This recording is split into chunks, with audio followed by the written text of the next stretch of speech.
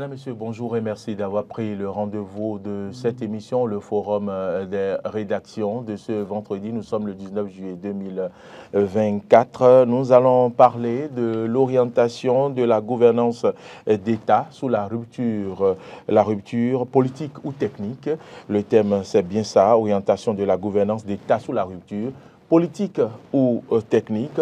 Au cours de cette semaine, nous avons vu Distel Amoussou du bloc républicain réagir par rapport aux nominations, à la façon dont le chef de l'État procède aux nominations. Il estime qu'il faudrait aller chercher les remplaçants d'un ministre qui quitte les postes dans les partis politiques en fonction de son appartenance politique.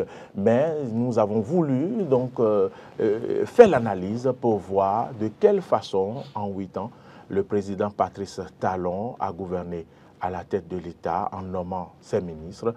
Quels critères suit-il? Est-ce que c'est des critères politiques ou des critères techniques?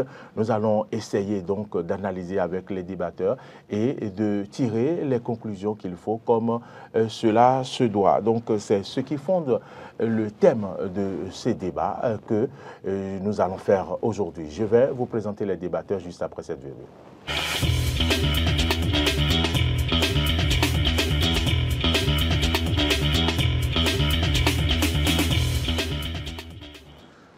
Oumar Ariandjou, bonjour. Bonjour Maury. Vous êtes journaliste, analyste politique. Merci d'avoir accepté mon invitation. Tout le plaisir est pour moi. À ma droite, c'est bien sûr Stéphane Arinouassou. Stéphane, bonjour. Bonjour Mauril. Merci d'avoir accepté mon invitation. C'est un plaisir. Vous êtes journaliste politique.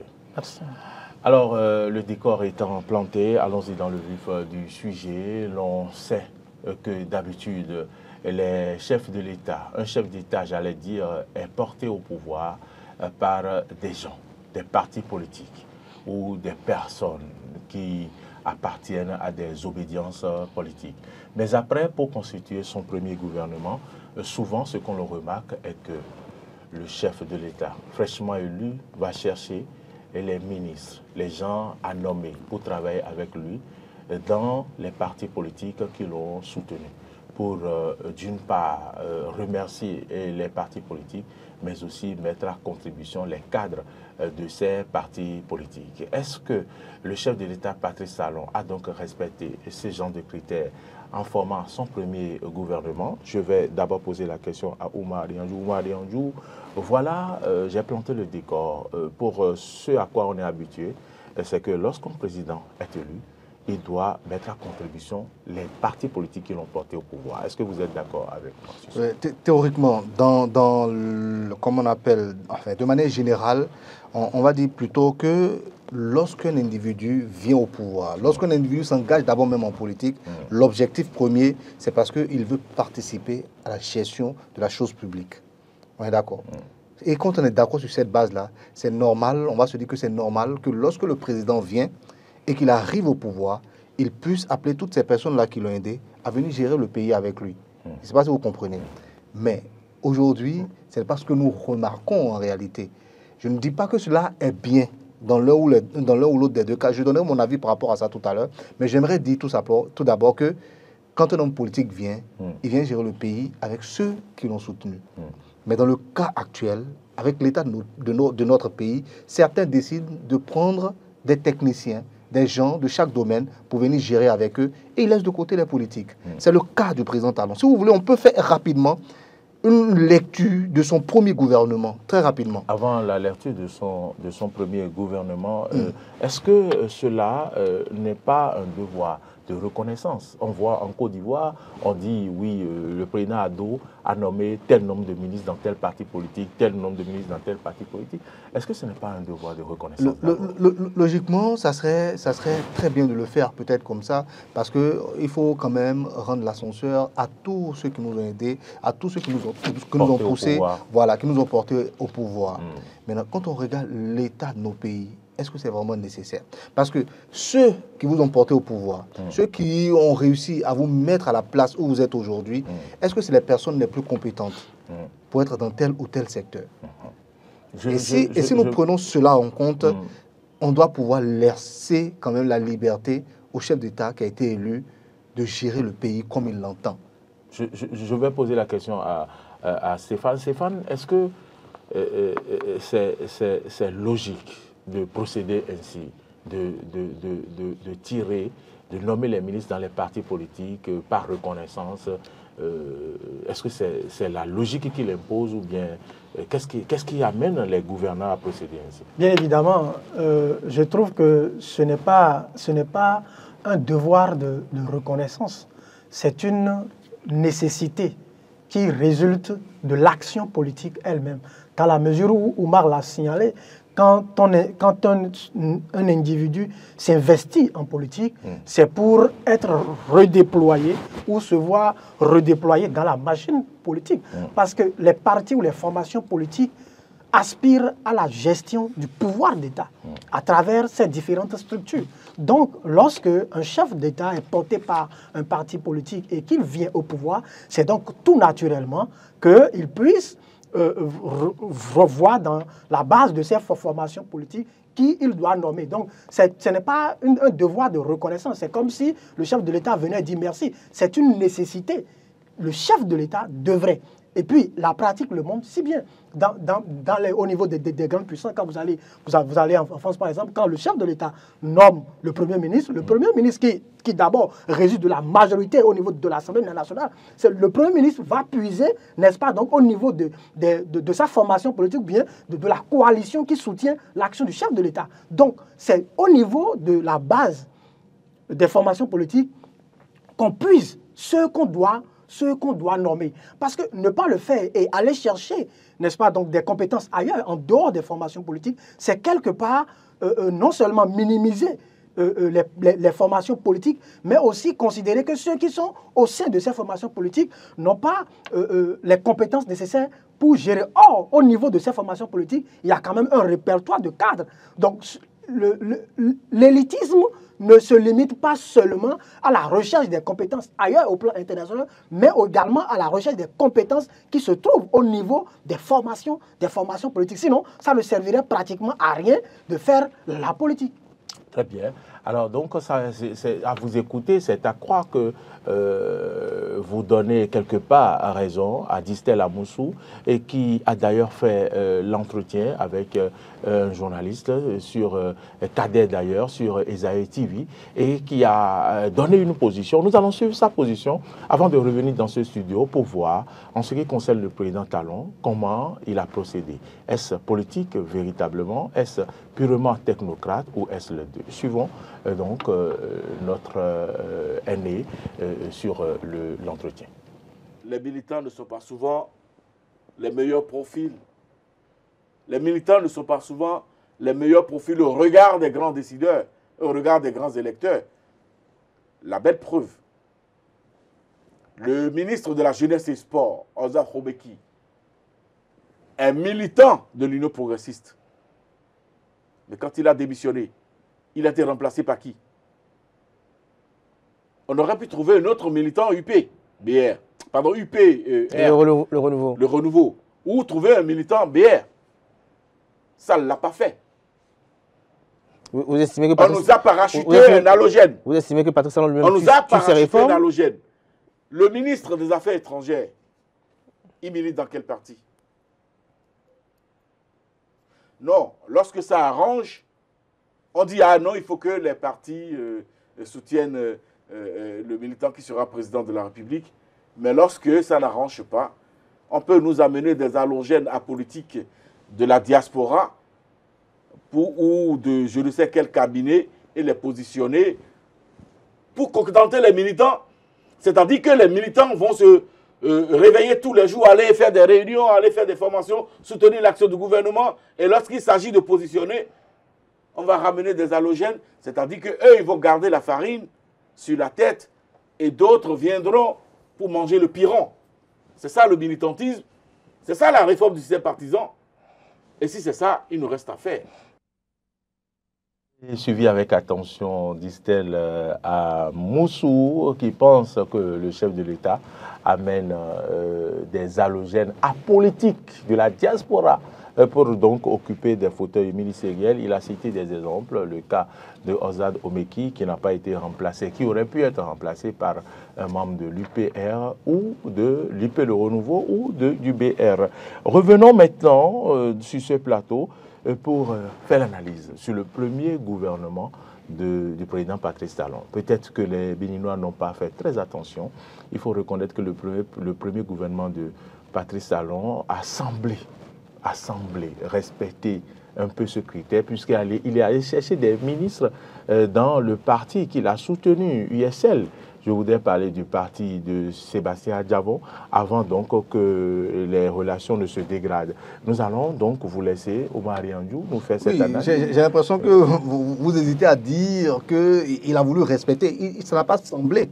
Il a voulu respecter. Quand vous regardez les noms qu'il y avait dans ce premier gouvernement du président Patrice Talon, vous vous rendez compte que la logique qu'il avait, qu'il avait utilisée était celle du fait que les partis politiques m'ont soutenu. C'est des gens qui veulent gérer la chose publique avec moi. Donc, je les prends à mes côtés. Souvenez-vous, il y avait Candidat Zanaï, très politique.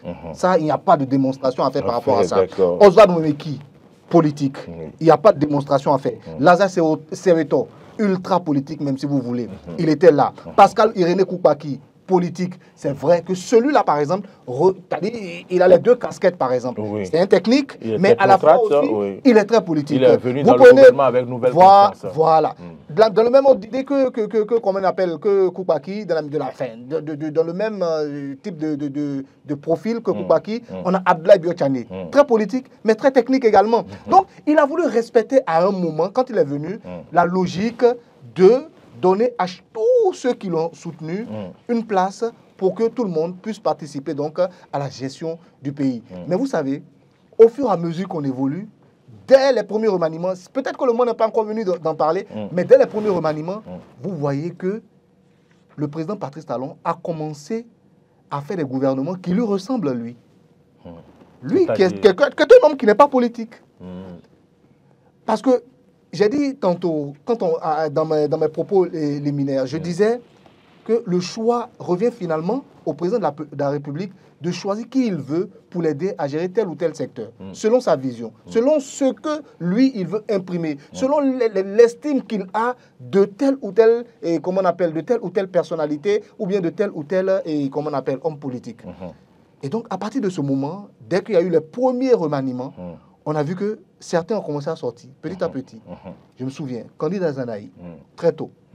Les Lazare Soweto sont partis, ainsi de suite. Et on a commencé à voir des points d'achoppement. Quand il y a eu des points d'achoppement entre Ajavon et le président Talon, très tôt, tous les ministres qui étaient venus par l'USL, ils ont été enlevés. Et ça a été donc finalement le premier remaniement. Et ceux qui sont venus à partir de cet instant, c'était des hommes, mais qui n'avaient rien à voir avec la politique. C'était des techniciens, mais purs et durs de leur secteur. Et si vous voulez, je peux vous en donner quelques exemples. C'est vrai que Nom, c'est un avocat. C'est vrai que Nom. Au ministère de la Justice. Vous l'avez connu dans quel parti politique? Mais même si il est un proche du chef de l'État, avocat du chef de l'État, mais ce critère a pesé, avocat de la justice. Voilà. Benjamin Moupati, quand il vient. Le premier gouvernement, ce n'était pas d'abord Benjamin Moupati. C'était pas du tout lui. C'est d'abord le ministre qui est aujourd'hui à un autre poste. Le ministre Alassane Seydou. Voilà. C'est un peu lui, on sait, c'est des gens qui ont plus ou moins une couleur politique. Mais Moupati, mais c'est neuf. Enfin, ça ressemblait à ce que le président Patrice Talon avait comme vision. Pour lui, il faut la compétence. Et si vous venez, les premiers propos du président Patrice Talon, mais pratiquement à chaque phrase, on entendait le mot compétence. Donc on comprenait que chez lui, c'est la compétence avant tout. Avant les couleurs politiques, c'est la compétence. L'homme qu'il faut à la place qu'il faut. L'homme qu'il faut à la place qu'il faut. Et à partir de ce second gouvernement, on a commencé à remarquer que, voilà, il commence à faire quelque chose qui le On ressemble. va revenir au deuxième gouvernement où il a fait quelques réglages après le départ de Azanaï et certains de l'USL. Notamment, il faut rappeler que le premier gouvernement avait des ministres, je vais dire, des personnes qui ont été désignées par l'USL qui y siégeaient, comme au ministère de l'Agriculture, par exemple. comme au ministère de l'Agriculture, comme à l'économie numérique, par exemple, comme au ministère du Commerce. Oui. Je pense que c'est à ces postes qu'il y avait les 3 représentants de l'USL. Ces personnes ont été sorties du gouvernement un peu plus tard. Zanaï qui était parti, et ce gouvernement est passé de 21 membres à 23 ou 24 membres, si j'ai bonne mémoire. Je vais laisser la parole à Stéphane. Oui, il faut dire que le premier gouvernement du président de la République, Patrice Talon, pour moi, pour l'apprécier, il faut planter le décor. Parce que n'oublions pas que Patrice Talon, le président Patrice Talon est venu dans un contexte où il n'était pas issu d'une formation politique. Il a été porté par des individualités ou par d'autres formations politiques. Il a été porté.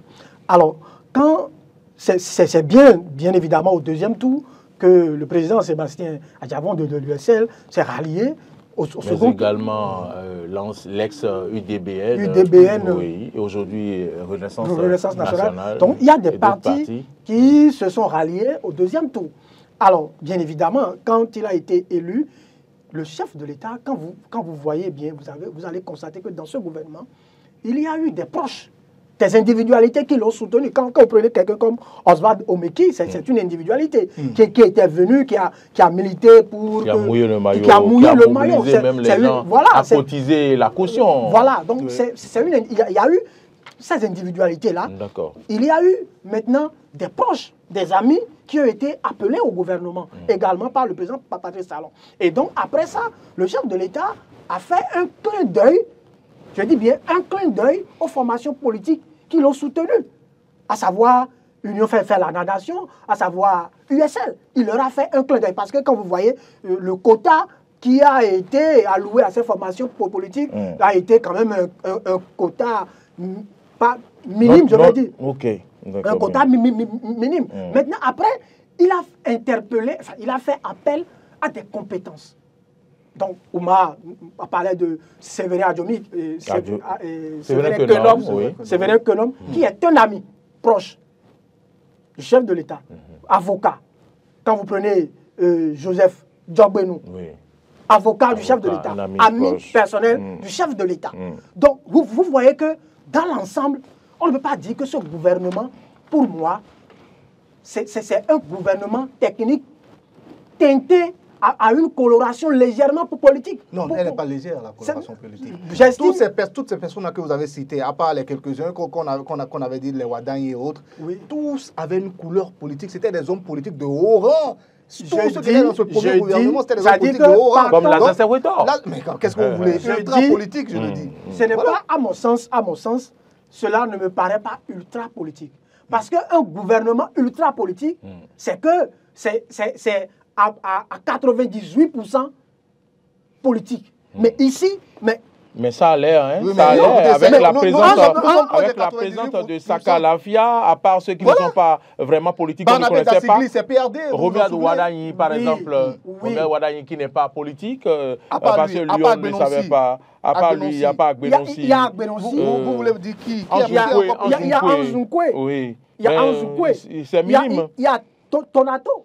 Il y a Tonato. Il y a Jean-Claude. Oui, il y a Jean-Claude. Oui, c'est quand même. Il y a Salim Karim. Oui, qui avait un parti politique.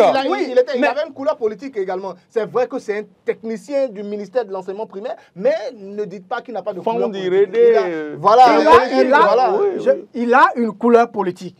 Mais je dis, quand on regarde la configuration, on ne peut pas dire que c'est fondamentalement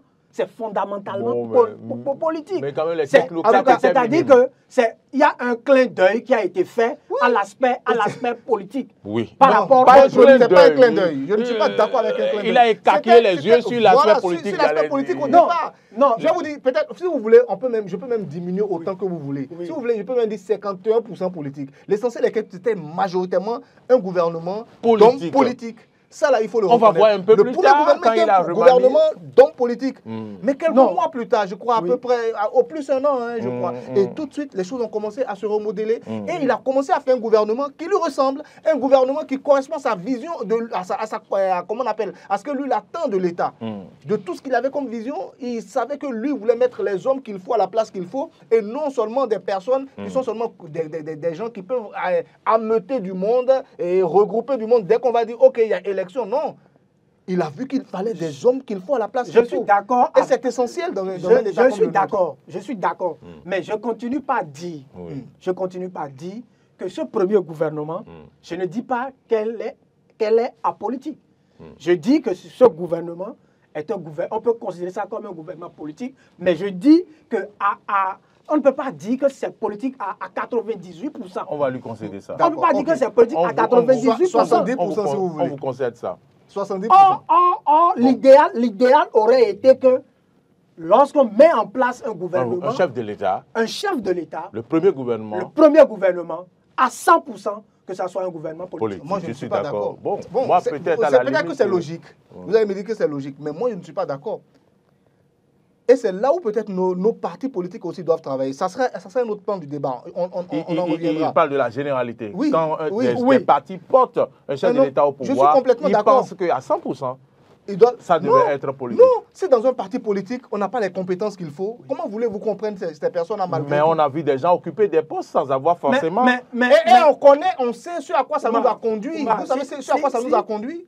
Si nous voulons rester dans la dynamique que tu es en train de développer là, écoutez, le premier gouvernement du chef de l'État, Patrice Talon, il ne l'a pas formé à partir de sa propre formation politique. Non, il est venu neutre. Il n'en avait pas Il d'ailleurs. est venu dans un environnement où il a vu des gens. Il a vu des gens, il les a positionnés. Sur ce point, on est d'accord. On est d'accord. Maintenant, je dis, partant de ce principe, ceux qu'il a positionnés là, c'est des gens qui ont mouillé le maillot, c'est-à-dire des individualités qui ont mouillé le maillot. C'est vrai que l'action qu'ils ont menée est une action politique. Donc, on peut dire que c'est une nomination politique. Mais quand vous prenez quelqu'un comme Oswald Omeki, qui a mouillé le maillot, c'est une action politique. Mais on dit que c'est une individualité. C'est une individualité. Il ne l'a pas fait au nom d'un parti politique. Il ne l'a pas fait au nom d'un parti politique.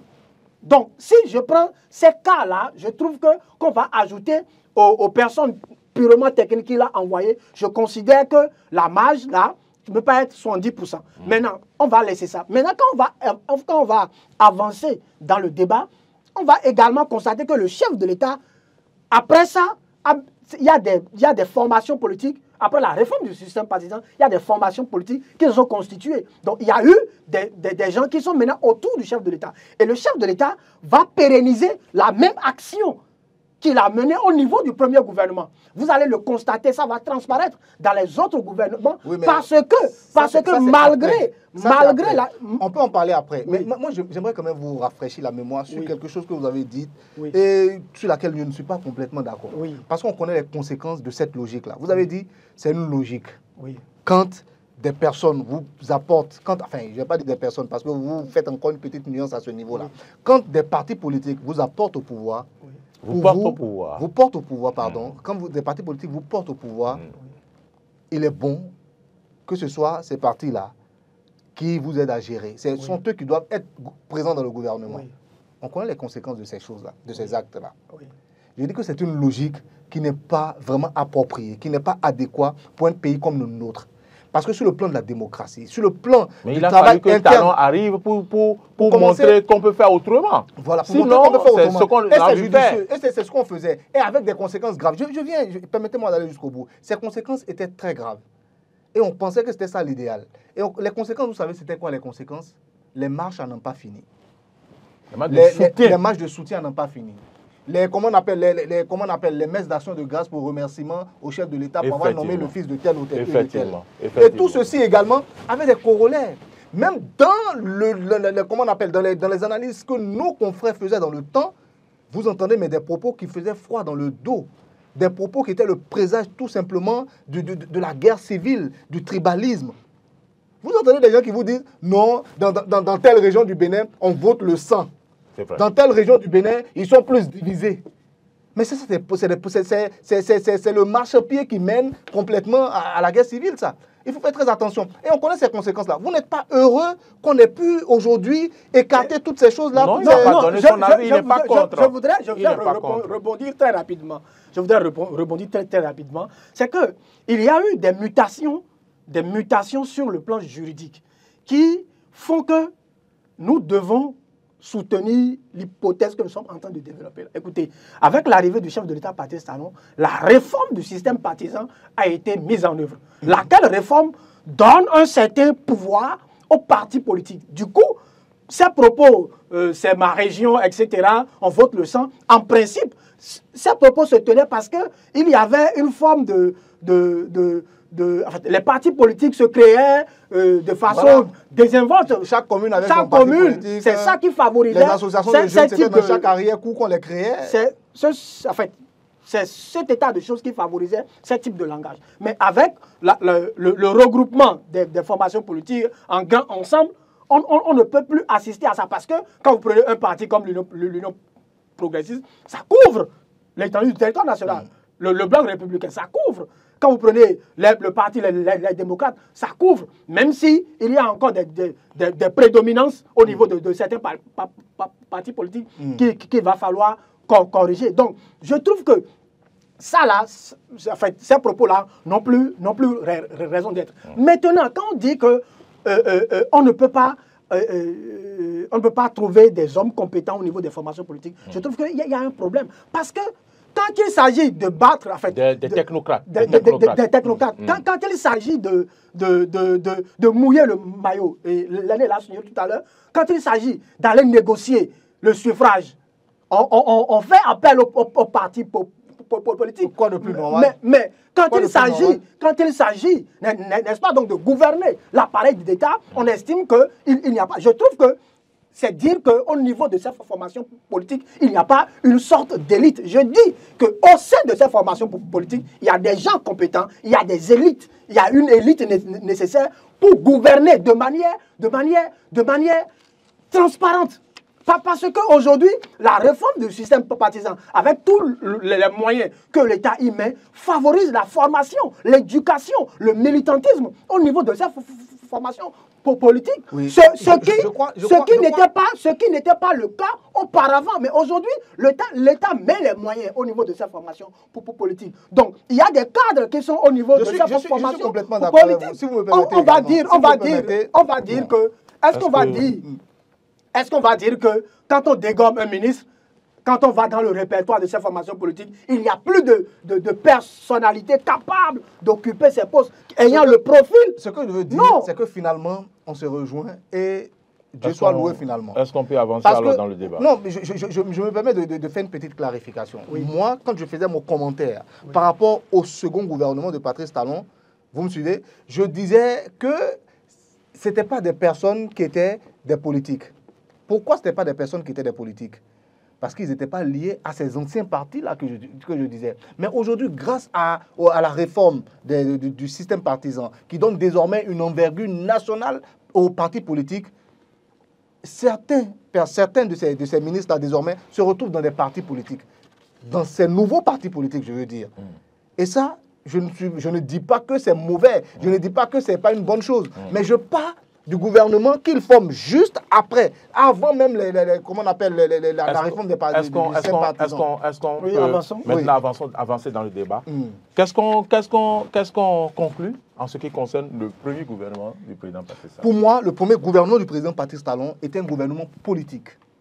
C'était un gouvernement qui a été formé pour récompenser tous ceux qui l'ont porté au pouvoir dans le temps. Mais juste après le remaniement, je crois 18 mois ou combien de mois après, dès qu'il y a eu la friction... Nous sommes au premier gouvernement. Si vous voulez. Est-ce qu'on est d'accord? On est d'accord. Pour moi, c'est un gouvernement politique. Si vous êtes d'accord, je vais poser la question à Stéphane. Oui.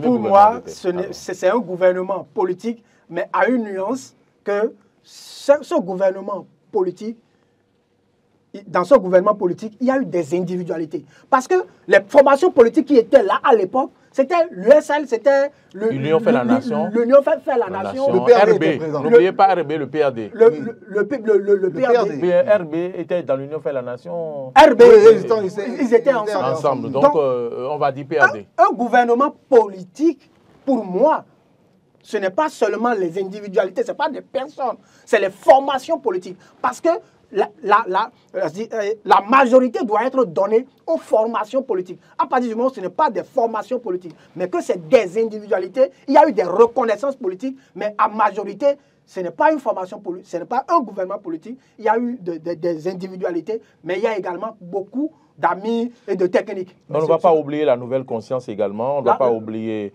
le PRD d'où provenait Ben Banabé Dassikli, par Absolument. exemple. Je vais juste dire un petit mot. Mais dans le contexte de cette période-là, où le président venait, mais les partis politiques étaient complètement assimilés aux individualités, aux personnes elles-mêmes. Oswald Omeki, que vous dites que c'est non, c'est une individualité. Mais il avait son mouvement politique. Et personne n'était avec lui. Donc ne me dites pas que c'est une individualité. Bon, c'est un homme politique. C'était des acteurs politiques qui étaient dans dedans. le sac de leur président. Voilà, c'était des l'époque. acteurs politiques. Alors, on va convenir pour dire que c'était un gouvernement constitué d'acteurs politiques. Si vous voulez, bon, c'est plus juste. d'acteurs politiques. Oui, c'est plus juste. Et de technocrates, Et de moi je veux technocrates. bien ajouter. Oui, Parce que quelques-uns, parce que le président avait déjà sa vision en tête. José Didi Tonato était là, Ouadan y était présent également. Ouadan y était présent. Et pas mal d'autres encore qui étaient présents. On va évoluer. Donc, on constate qu'après la démission de Candide à Zanaï, il fallait notamment pourvoir au remplacement de certains ministres, notamment le ministre de la Défense qui avait démissionné le 27 mars, parlant de Candide à Zanaï, et à celui du ministre des Infrastructures et des Transports, Hervé Héroumé, et donc limogé, comme me le renseigne ma fiche, le 18 septembre. Et certains ministres se trouvaient par ailleurs dans le creux de la vague. Ils ont cité quelques-uns comme Ange Onkoué et d'autres qui étaient mêlés dans des affaires de conflits d'intérêts ou de collusion avec des hommes d'affaires pakistanais. Ils ont cité Lazare Seruito. Et puis c'est après que donc, le président de la République a fait un réajustement du gouvernement pour donc remplacer, mais également élargir un tout petit peu son gouvernement. Et donc, au regard de ce deuxième gouvernement qu'on peut appeler talon 2 si vous voulez, qu'est-ce qu'on va dire? Moi, je dis que ce gouvernement est un gouvernement de technocrates. D'accord. Lisez bien les noms. Le président Patrice Talon, à partir de cet instant, je l'ai dit tantôt, a fait un gouvernement qui lui ressemble. Des gens, des compétences qu'il faut à la place qu'il faut. Parce que en ce moment, il n'y avait pas encore la réforme du système partisan. Parce que tout à l'heure, quand Stéphane faisait son analyse, quand tu faisais ta lecture, tu faisais la lecture de ce gouvernement que je dis, gouvernement désormais un peu technocrate. Tu faisais la lecture par rapport à la réforme du système partisan. Non, ce n'est pas encore le moment. À partir de cet instant, il a commencé à prendre des personnes qui correspondaient à chaque poste. C'est là où les Ompati étaient rentrés. C'est là où la dame du numérique est rentrée. Vous voyez, Aurélie Adam Soulé. Et pas mal d'autres également qui sont rentrés à partir de ce moment-là et qui n'avaient pas du tout une coloration plutôt politique. Et on a vu qu'en réalité, c'est des compétences qu'il est parti chercher pour des secteurs bien précis. Vous comprenez un peu? Alain Noati voilà. également est rentré dans le gouvernement venues, à ce niveau. Voilà. Aurélie Adam Soulé Benjamin a remplacé Rafiatou Monro. Voilà. Et nous avons vu un Sirkoti qui arrive aux infrastructures. Voilà. On a vu un Hervé jeudi. Même Véronique Toyin-Fondé. Est-ce qu'elle avait une couleur politique? Même si elle militait, je ne sais pas, peut-être dans une...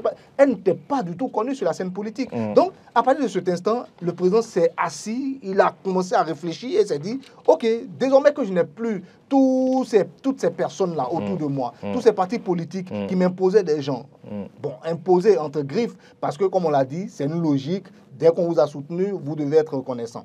On est d'accord? Donc, quand il n'avait plus toutes ces personnes-là, il a commencé à faire les choses à sa manière.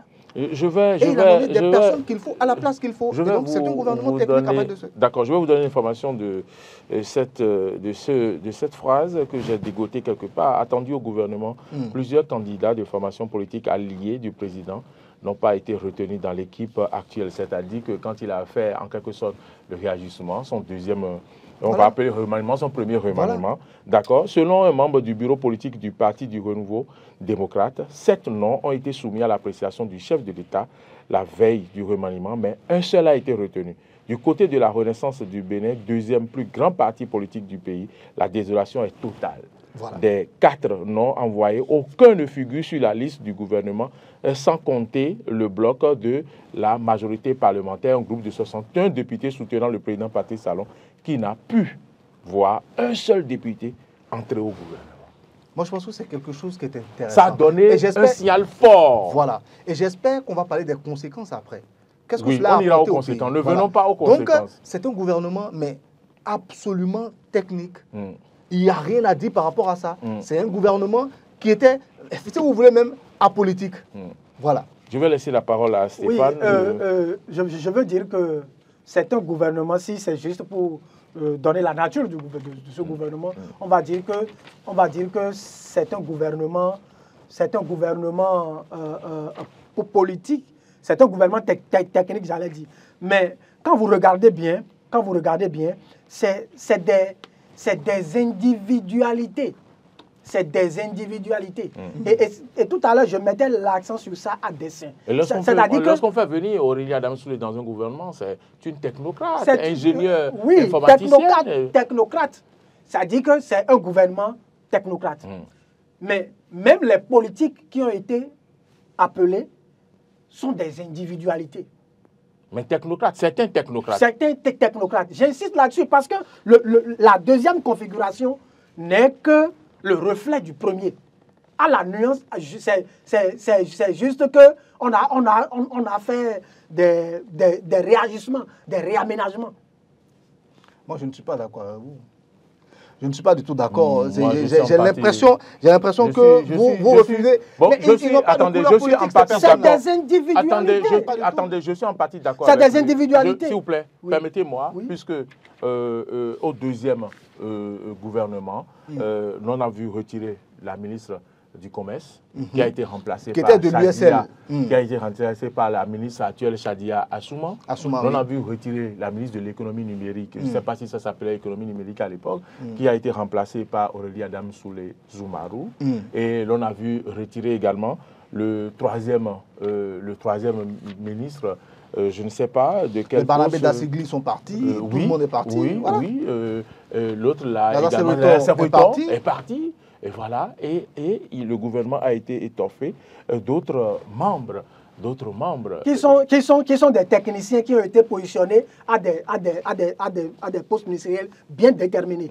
D'accord. Au ministère de l'Agriculture, je ne veux pas technicien. Quand il parle de technicien, Dossoui. Voilà. Dossoui. Donc en fait c'est des individualités qui ont été piochées. C'est pour cela que je reviens encore au gouvernement pour dire que l'intention première du chef de l'État se lit à travers la configuration de ces différents gouvernements. L'intention du chef de l'État, ce n'est pas de prendre, c'est pas de faire concourir les formations politiques, non. Mais c'est de faire appel à des individualités capables de l'accompagner. Et c'est dans cette même logique-là qu'il est resté, même au premier gouvernement. Non, je ne crois pas. Jusqu'à aujourd'hui. Jusqu'à aujourd'hui. Non. Je dirais qu'au premier gouvernement, il a commencé par annoncer les signes, les couleurs. Et les gens n'ont pas encore décrypté. Voilà. Mais au deuxième gouvernement, il a... Vous avez... Non, c'est pas lisible puisque je vous ai lu des propos tout à l'heure où les gens étaient surpris de le voir sur cette position où il lui a proposé des ministres et il les a laissés sur le carreau. Et il ne les a pas choisis. Écoutez, je me souviens d'une petite histoire, au temps du président Boni Yahi, un ministre qui avait été envoyé depuis l'extérieur, un grand docteur, un grand médecin, chevronné, Kessile Tchala. Vous vous en souvenez de ce monsieur-là? Vous savez comment il a fini? Pratiquement remercié comme un va-nu-pied. On n'en voulait plus parce qu'il y avait la pression des partis politiques derrière. Il a fini sur les bandes défilantes. Voilà. Il y avait la pression des partis politiques derrière. Et cette pression des partis politiques empêchait le chef de l'État de travailler dans le temps, de prendre les hommes qu'il faut à la place. Mais qui de plus compétent que Kessler Chala pour diriger en ce moment-là le ministère de la Santé. Donc, disons-nous la vérité. Mais on a dû le débarquer. Cette compétence-là, on a dû la débarquer parce qu'on formait un gouvernement politique, parce que la pression des partis politiques derrière. Et je pense que Talon, en venant, lui, n'avait pas du tout cette vision-là des choses. Et il a exprimé à partir de son deuxième gouvernement. Mais voilà. nous sommes en train de dire la même chose. Moi, je suis en train de dire que déjà au niveau du premier gouvernement, on peut lire. Et moi, je l'ai lu. Peut-être que ce n'est pas aussi visible comme vous êtes en train de le dire, mais je l'ai lu parce que l'intention réelle du chef de l'État, ce n'était pas de piocher les éléments au niveau des formations politiques pour mettre en place un gouvernement. Non, ce n'était pas ça son intention. Son intention, c'était de voir les individualités, ceux qui étaient capables de l'accompagner. Maintenant, peut-être que le contexte ne s'y prêtait pas. C'est pourquoi il a fait un clin d'œil aux formations politiques. Stéphane, je suis parfaitement d'accord avec vous parce que quand vous dites que le deuxième gouvernement est technocrate, vous l'avez dit aussi, oui, ça dit que lorsque je prends Yves Kouaro Tchabi, un ingénieur, je crois, des ressources humaines, qui était déjà dans le ministère, vous avez vu les réactions, lorsqu'on l'a désigné comme ministre, les CPR ont applaudi. On a vu que c'est quelqu'un qui viendra régler les problèmes de la maison. Quand on prend Aurélie Adam Soulé, c'est quelqu'un du domaine qui a été mis à sa place. Et Léonore Yahi Ladékan, n'est-ce pas, un professeur? Mon professeur de chimie organique. Elle a été mon professeur de chimie organique. J'ai même encore son écriture dans mes cahiers de deuxième année. Donc c'est une personne qui est à la place qu'il faut. C'est vrai qu'elle a une couleur politique, si vous voulez. Parce qu'elle a participé à un ancien gouvernement. Et donc la chose politique, elle connaît très bien. Mais c'est une individualité. Non, mais parler d'individualité, parler de tout ce que vous voulez. Mais moi je dis, elle a une couleur politique, mais au-delà de ça, elle a cette double casquette également d'être une personne très technique dans son domaine, une personne qui connaît bien le secteur dans lequel on l'a mis. Je vais à Samou Seyivo à Dambi, celui-là qui a géré le PGMU, qui s'y connaît en matière d'eau et d'assainissement, qui a été placé au ministère des Mines, de l'eau et autres. Donc on voit bien que priorité a été donnée à un gouvernement technocrate avec quelques individualités politiques, comme Oswald Omeki qui est resté dans ce gouvernement. On oublie Modeste Kérékou. Oui, Modeste Kérékou également. Modeste Kérékou qui est dans ce gouvernement. Et c'est à ce gouvernement qu'on a donc nommé un porte-parole. On a vu que Wilfried Ngoumbedji a été nommé secrétaire général adjoint et porte-parole du gouvernement. Donc si je viens finir par Wilfried Ngoumbedji, c'est pour vous dire qu'au début, quand le président de la République a constitué son premier gouvernement, vous allez voir qu'il n'était pas penché sur ce qu'on appelle le hola ou bien le propagandisme. Et c'est ça qui a fait que quand un journaliste l'avait interpellé pour dire « Président, mais quand vous faites vos actions, on ne vous voit pas venir à la télé souvent, parler et tout », il a dit que ça ne lui apporte rien du tout. Mais dans le deuxième gouvernement, il a compris qu'il fallait commencer par porter la parole. Oui, et à un certain moment, il a compris également que la popularité également joue un rôle lorsque nous sommes chefs d'État. Ça, je suis complètement d'accord avec vous. Donc, on va passer, si vous voulez, à la suite. Allons-y. Après les autres gouvernements. Allons-y. Les autres qu'il a voulu nommer. Allons-y. À partir de cet instant, il commence à comprendre. Et là déjà, les nouveaux partis politiques, le système partisan a commencé à être établi. À partir de quel moment il a commencé par comprendre? Est-ce que ce n'est pas... Moi, je pense qu'il a commencé à comprendre dès l'instant où le système Après les élections... Oui, déjà après les élections, la popularité, voilà, il a compris... Même, est-ce que c'était les présidentielles d'abord? En 2021? Je crois d'abord c'était... Oui, 2021. Il a commencé par comprendre. Voilà. En 2021 qu'il fallait un peu plus faire porter la parole, que le gouvernement s'affiche. Il a commencé par aller sur les télévisions internationales, par s'exprimer. Voilà. Et donc, moi je pense qu'il a commencé à comprendre que la popularité, ça compte également. Ces partis politiques qui me soutiennent comptent également. Mais ça se fera sur des bases bien précises, sur la base des nouvelles réformes du système partisan. Et je pense que c'est sur cette base-là, aujourd'hui, qu'on peut dire que maintenant, après le deuxième, le troisième gouvernement Talon est un gouvernement politique. Si on se base politique sur... Oui. Le gouvernement 3. Le gouvernement 3. Si vous regardez très bien, la plupart de ceux qui sont là maintenant, soit ils militent dans les blocs, les grands blocs du président de la République, soit ils ne le sont pas. Les Sur la blocs base, constitués après après, et qu'ils ont intégré voilà, après en tant c'est ce que que- technocrates. Et je vous dis, Que certains ont intégré pas- après en c'est tant pas- que c'est pas- technocrates. on peut Et c'est pas pourquoi je dire- vous dis, Bon, c'est pourquoi ok, je vous dis, c'est je- pourquoi On je ne vous peut dis- pas dire que c'est politique. Si, on peut le Omar. dire. On peut le Non. dire désormais, parce Oumar- que ces personnes-là sont désormais des militants de ces nouveaux partis-là. Oui, donc C'est- c'est technocrate et politique. Voilà, si vous voulez. Si vous Moi, voulez je ça veux- aussi, je suis d'accord. Omar, si tu me permets, Je suis d'accord si aussi. tu permets, moi je dis d'emblée, je dis d'emblée que ce gouvernement, Le gouvernement Talon le 3, gouvernement Talon 3 n'est pas un gouvernement populaire. constitué le Pour- 17 pourquoi- avril pour- 2023. Je dis que ce n'est pas un gouvernement politique parce que ceux qui sont à leurs différents postes Ont intégré des ont partis politiques. intégré des partis Pour certains. politiques. Certains, et ce n'est que Ils sont certains. devenus désormais donc Il y, politiques. il y en a qui Oui, mais vous jusqu'à n'allez pas présent... dire que ça respecte le critère politique de départ C'est ça. qu'on instituait. Non, mais Où il laissez de fallait aller départ, chercher on a les déjà ministres. balayé Mais tout ce qui est maintenant- départ. On n'en veut plus au Bénin. Maintenant, au-delà de ça, hein, On connaît les conséquences. et on au-delà n'en de veut ça, plus. Oumar, Voilà. au-delà de ça, Oumar, il y a des gens qui sont dans le gouvernement qui ne se sont même pas encore affichés comme acteurs politiques. Oui, je suis d'accord. Bon, Beaucoup. maintenant, au-delà de ça, le fait que des individualités soient repêchées déjà au niveau du premier gouvernement et qui soient restés à leur poste jusqu'à maintenant, pour moi, est un danger politique. Pour le Ah chef. bon? Oui, c'est un danger politique. La fidélité aux hommes qui font bien le travail. Non, c'est le danger. je dis, ne soyons pas, la dernière fois je l'ai dit, ne soyons pas idéalistes. Hein, ne nous embourbons pas dans cet idéalisme-là qui, pour moi, est utopique. Hein? Lorsque des gens soutiennent l'action d'un chef de l'État, c'est qu'à un moment donné, ils veulent être associés à la gestion des affaires publiques. Et ce n'est pas aujourd'hui un fait inédit que de dire que au sein des formations politiques, il y a des remous. Quand tu discutes avec les acteurs politiques individuellement, tu entends, ils sont pas forcément d'accord. Ils sont pas forcément d'accord. Je suis d'accord avec vous. Et vous avez vu ce que... Ça se traduit par les propos tout à l'heure. Voilà, de ils ne sont Michel. pas d'accord parce Je ne qu'ils sais pas si vous me estiment permettez que... de- Je vais finir. Il va finir. Allez-y. Ils estiment qu'il y a des gens qui sont maintenus au poste depuis 8 ans. Ils estiment qu'il y a des gens qui sont préfets depuis 8 ans. Il y a des gens qui sont des directeurs généraux et ils n'ont pas encore bougé. Il y a des postes à pouvoir qui sont là, mais on ne leur fait pas appel.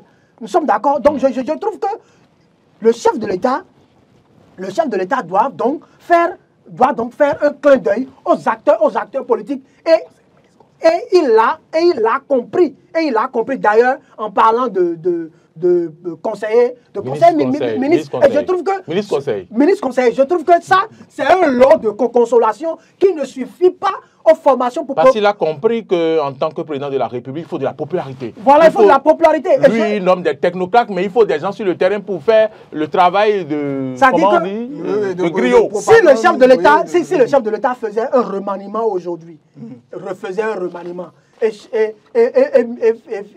balayait pratiquement Les tout, technocrates. balayait pratiquement tout et allait chercher les technocrates au sein des formations politiques. Non, les politiques. Oui, les politiques, mais qui sont des Si vous voulez, des techniciens. individus Ok, ouais, ok. au sein des formations politiques Qui seront dénichés qui sont au sein. compétents. Parce qu'il y a des gens qui ont des compétences qui sont au niveau. Allez les partis politiques. dénicher pour occuper ces postes. Je vous dis que le chef de l'État serait acclamé par... Pour la popularité. Oui, pas parce que... Et ça serait une bonne chose. Permettez- Un qui serait nommé, écoutez, qui irait au niveau de C'est parce ça. qu'il a cherché, il n'a pas vu, qu'il n'avait pas procédé. Non, il y en a, il y en a. Il n'avait il y pas en a. vu. Il n'avait pas vu ce qu'il voulait. Les formations Voilà. Il n'avait pas vu ce politiques, qu'il les voulait. formations Moi, politiques je vous ont, dis, ont quand même des répertoires assez Stéphane, nourris. j'aurais péché si on ne disait pas quand même que le chef de l'État a eu la vigilance d'esprit pour nommer des gens, pas au poste ministériel, mais préfet et directeur des mines, directeur des partis politiques qui l'ont soutenu. J'aurais péché Voilà. de ne pas, C'est de notre- ne pas, c'est notre- si vous voulez, de c'est ne notre pas- manière de également ne de pas le avouer ça, récompenser. mais des gens compétents. Voilà. Toujours sur cette question. Oui, on ne peut nommer que des gens compétents au niveau des formations pour politiques. Bon, Je- d'accord, on va je- écouter. je vous dis une Oumar, chose, oui, Oumar, peut-être. Oumar, je vais compléter quelque chose à ce que vous voulez dire. Je vais poser en même temps ma question parce Oui. que le temps qui nous est Oui, imparti oui. à sa Allez-y. fin. Le chef de l'État, on l'a vu, étant technocrate, ayant formé des de gouvernement technocratique, vous êtes d'accord avec moi.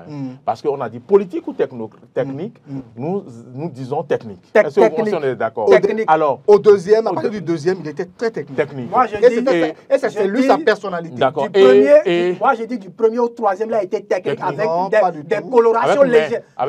Des colorations légèrement politiques. Alors, si cela est fait, ça veut dire que si aujourd'hui le chef de l'État a opté pour des ministres conseillers et qu'on sait qu'à sa conférence de presse au début de l'année, il a expliqué pourquoi il voulait nommer des ministres conseillers, et ça veut dire qu'il a compris que c'était nécessaire qu'il y ait des ministres qui puissent donc jouer le rôle de populisme, être contact des populations, régler les questions politiques. Voilà ma question. Votre dernière question. Moi, j'ai compris qu'il a compris, enfin, j'ai compris qu'il a compris, si vous voulez, qu'il est essentiel de faire participer tous ceux qui l'ont soutenu. Parce que toutes ces personnes-là qui sont engagées en politique et qui aujourd'hui sont ses soutiens ont pour objectif final participer, comme je l'ai dit tantôt, à la gestion de la chose publique. On est d'accord. Donc, il a compris finalement que ce sont ces personnes-là qui feront sa popularité, ce sont ces personnes-là qui feront que, auprès des populations, OK, il a toujours une bonne cote, si vous voulez. Parce qu'eux, ils sont toujours au contact de sa population, parce qu'ils ont des partis politiques qu'ils animent. On est d'accord. Mais aujourd'hui, dans le contexte béninois, moi, je suis complètement d'accord avec la manière dont il a procédé, en envoyant des personnes très techniques, des personnes très compétentes, qu'on ne trouvait pas forcément dans les partis politiques avant. Parce que vous savez comment est-ce qu'on faisait de la politique avant? On le sait tous. On sait tous l'objectif de nos politiciens dans le temps. Les postes ministériels ne doivent pas être un gâteau ou qu'on partage à tout le monde. Non. On vient d'abord pour travailler, pour servir la nation, pour servir le peuple. Et une fois qu'on part de cette base-là, on doit mettre la compétence au-dessus de tout. Et moi, je pense que le président Talon fait très bien en mettant la compétence au premier plan. Ensuite, on verra le reste. Et si vous voulez que ce soit dans les partis politiques qu'on trouve ces compétences-là, parce que vous me dites que ça foisonne de compétences dans les partis politiques, je ne doute pas. Si vous voulez que ce soit ça, mais il faudrait que les partis politiques comprennent aussi qu'un parti politique, son travail également est de coopter des compétences parce qu'il veut, il envisage gérer le pays. Et on ne gère pas le pays rien qu'avec des personnes qui savent parler aux populations, rien qu'avec des tribuns, des gens qui sont capables de faire un discours, d'haranguer la foule. On ne gère pas un pays rien qu'avec ces personnes-là. Vous êtes d'accord avec moi? Il faut des compétences dans tous les secteurs. Donc, aux partis politiques de travailler. Désormais, les partis politiques chez nous, Dieu soit loué, ont une envergure nationale. Donc, on peut coopter des personnes qu'il faut pour militer dans ces partis-là, des ingénieurs, de grands techniciens qui vont pouvoir, le moment venir, dire « Ok, nous, dans notre parti, on a telle personne qui est un technicien chevronné dans son domaine. » Ça vous fait 2 minutes. Voilà. Donc, il faut faire très attention. Le Bénin n'est pas un gâteau qu'on partage entre partis politiques comme on le faisait avant. Donc, vous félicitez le chef de l'État pour cette nouvelle méthode, pour cette manière, cette implémentation des réformes partisanes qui nous permettent d'arriver à cela aujourd'hui. Merci. Oui, je vais dire que le chef de l'État a fait une option. On n'est pas là pour juger l'option du chef de l'État. Il a fait une option, celle d'appeler des compétences, des individualités, des techniciens pour l'accompagner dans sa gouvernance. Je trouve que c'est une option et c'est à l'aune, n'est-ce pas, donc c'est après les résultats qu'on va apprécier. Mais les résultats sont là. C'est après les résultats. C'est après les résultats. C'est après les résultats. L'assainissement de l'environnement politique. On est premier dans tous les domaines. On est premier dans tous les domaines. La politique au Bénin est beaucoup plus intéressante. Je dis c'est après les résultats qu'on va apprécier. Et donc, les résultats montrent que... Résultats, c'est quand? Les résultats montrent, comme vous le dites, les résultats montrent que c'est quand même une option efficace. C'est quand même une option efficace. Tout de même, cette option pénalise les formations politiques. Et je reviens pour dire que le chef de l'État a compris. Ils auront les ministres conseillers. Le chef d'État a compris. Mais les ministres conseillers, c'est un lot de consolation. Et ce lot de consolation ne suffit pas. Le chef de l'État est à 1 an, quelques mois de la fin de son, vous comptez même. de son mandat. Et il faudrait maintenant que le chef de l'État remercie à volo, n'est-ce pas, donc cette formation politique. En faisant à volo. Donc, qu'il ouvre le marigot pour que les gens puissent aller s'abreuver. Qu'il ouvre le... Non, ce n'est pas un gâteau. Ce n'est pas un gâteau. On convient tous là-dessus. Donc, on ne fera pas de cadeau. on ne fera pas de cadeaux, mais on fera appel à des gens qui ont amené des gens au pouvoir. Moi, je dis, le régime Talon nous a appris à faire de la politique Je pensais que vous autrement. avez conclu. Oui, je suis en train de conclure. Le régime Talon nous a appris à faire de la politique autrement. Et faire la politique de cette manière qu'elle se fait aujourd'hui, là, avec les nouvelles réformes du système partisan, moi, je pense que c'est une très belle manière. C'est une manière qui grandit le Bénin. On voit le développement. Ça se voit désormais. On voit que nous sommes en train de changer dans nos mentalités, dans nos manières de voir. Il n'y a plus de comment on appelle, le président, quelqu'un va se lever, il va marcher. On n'a pas de fils de tel dans le parti depuis 5 ans. La réforme du système partisan, la réforme du système partisan donne pouvoir aux formations politiques et ce sont les formations politiques qui dirigent un pays. Et on ne peut pas refuser que ces personnes qui sont au sein de ces formations politiques participent à la gestion. Ce n'est pas alors que les partis politiques travaillent pour avoir des compétences. Ce n'est pas une distribution. Ce n'est pas une distribution de gâteaux. Ce n'est pas une distribution de gâteaux au sein de ces formations politiques. Il y a des gens compétents et ils sont là. Il suffit juste de les diriger pour que le travail soit fait. On voit des gens compétents dans les partis politiques. On veut que les partis politiques gèrent le pays. Merci à vous. Orientation de la gouvernance d'État sous la rupture politique ou technique, on retient de ce débat que le chef de l'État a opté pour des gouvernements techniques, mais qu'il a compris les limites de cette façon de faire et donc il a pensé au ministre conseiller dont il nous a parlé en conférence de presse il y a quelques mois au début de cette année. Vivement la nomination des ministres conseillers puisqu'on ne comprend pas pourquoi ça tarde. Est-ce qu'il a opté encore pour d'autres options? C'est le problème avec les partis politiques. C'est la question à poser et donc mesdames, messieurs, j'espère que vous avez eu des réponses à vos questionnements et que Gisèle Amoussou a compris un peu à travers ce débat, cette analyse que nous avons eu à faire, que le chef de l'État, c'est une option et que donc les ministres conseillers viendront régler l'autre option dont il a parlé à travers son intervention. Merci beaucoup à Alain Gisèle Amoussou pour l'animation de la vie politique. Il appartient au bloc républicain. Merci à vous qui êtes venus sur ce plateau. Oumar Adeyandou, vous êtes journaliste, analyste politique. Merci pour votre disponibilité de tous les instants. Et puis Stéphane Arinhos, merci à vous également. Merci Moïla. Et qui ne ménageait aucun effort pour pouvoir donc vous plier en quatre pour vous déplacer sur Glodibé, malgré la réflexion de la voie en cours qui rend difficile l'accès à la Fondation Espace Afrique. Merci. C'est un plaisir de servir. Madame, Monsieur, merci de liker cette émission, merci de faire vos commentaires, merci de nous donner vos avis. Est-ce qu'un gouvernement technique ou politique? Merci à Marcel Yedo qui a conduit de mettre toute cette émission. À la réalisation, il est accompagné au son par Gérard et Emmanuel. Martin Toins, Modeste Rondekondi, grâce à lui, vous nous suivrez sur les différentes plateformes. Bonne suite de nos programmes et à bientôt. Merci.